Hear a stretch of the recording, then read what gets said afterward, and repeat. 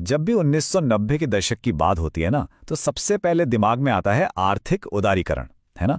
लेकिन क्या हम जानते हैं कि इसी दशक में हमारे संविधान में कुछ ऐसे बड़े बदलाव हुए जिन्होंने आज के भारत की पूरी राजनीतिक और सामाजिक तस्वीर ही बदल दी।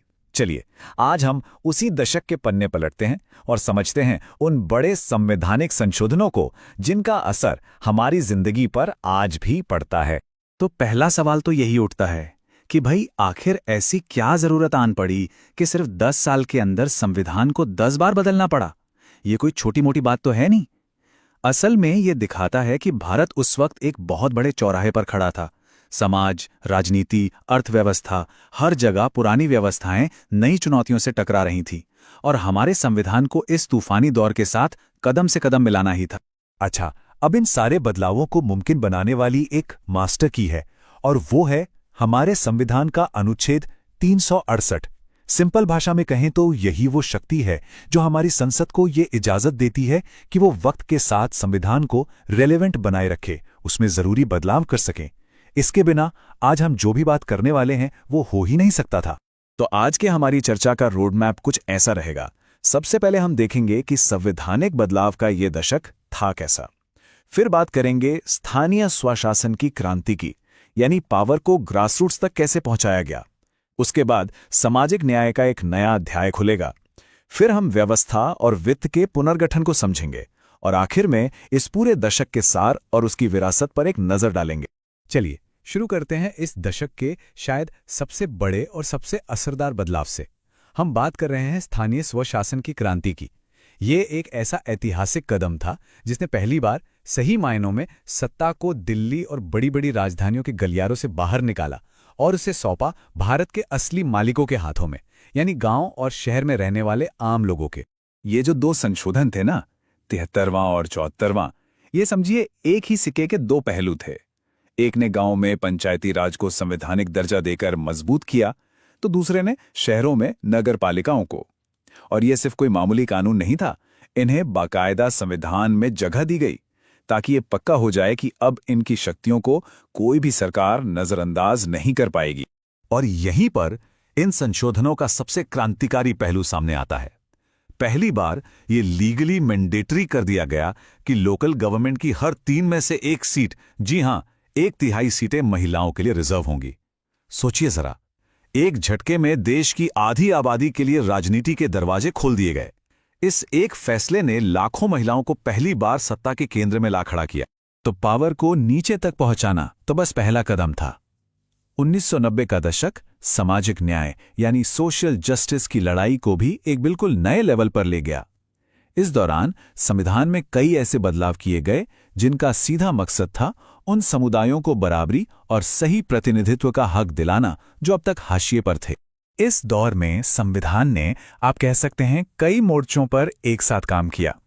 एक तरफ तो भारत की भाषाई विविधता को और सम्मान दिया गया, दूसरी तरफ जनजातीय प्रतिनिधित्व को और सुरक्षित किया गया, और सबसे बढ़कर आरक्षण की नीतियों को प्रोटेक्ट करने और मजबूत करने के लिए कई बड़े कदम उठाए गए। चलिए एक एक करके इन्हें समझते हैं। तो सबसे पहले बात करते हैं 71वें संशोधन की। इसके जरिए 3 और भाषाओं, कोंकणी, मणिपुरी और नेपाली को संविधान की 8वीं अनुसूची में ऑफिशियल जगह मिल गई। देखिए, ये सिर्फ लिस्ट में 3 नाम जोड़ने जैसा नहीं था, ये एक बहुत बड़ा संदेश था कि भारत की पहचान किसी एक भाषा से नहीं बल्कि इन सभी भाषाओं से मिलकर बने एक खूबसूरत गुलदस्ते जैसी है। अब आरक्षण से जुड़े जो संशोधन हैं, उन्हें समझने के लिए हमें उस वक्त के एक बहुत बड़े कानूनी मोड़ को समझना होगा। हुआ ये कि सुप्रीम कोर्ट ने अपने एक ऐतिहासिक फैसले में, जिसे इंदिरा साहनी केस के नाम से जाना जाता है, एक सीमा तय कर दी। कोर्ट ने कहा कि सरकारी नौकरियों और शिक्षा में कुल मिलाकर आरक्षण 50% से ज्यादा नहीं हो सकता। इस एक फैसले ने, समझिए, आरक्षण की पूरी राजनीति और पॉलिसी के लिए एक लक्ष्मण रेखा खींच दी। और ये जो चार्ट है, ये उसी संवैधानिक टकराव को बिल्कुल साफ साफ दिखाता है।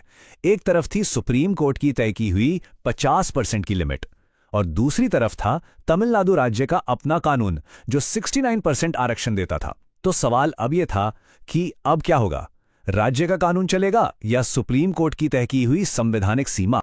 तो इस मुश्किल का हल निकाला गया 76वें संशोधन के जरिए। संसद ने क्या किया कि तमिलनाडु के 69% वाले आरक्षण कानून को उठाकर संविधान की 9वीं अनुसूची में डाल दिया। अब ये 9वीं अनुसूची एक तरह की संवैधानिक ढाल है।